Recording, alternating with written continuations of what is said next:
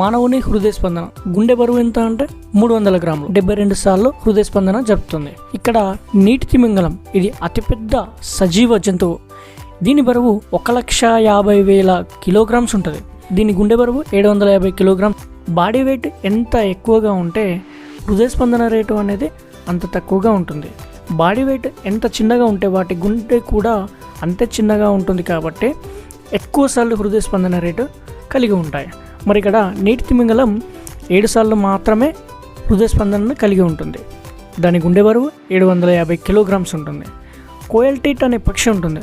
అది దాని శరీర బరువు 8 గ్రామ్స్ ఉంటే దాని గుండె బరువు 0.15 గ్రామ్స్ ఉంటుంది. ఇది 1200 సార్లు నిమిషానికి హృదయ స్పందనను కలిగిస్తుంది.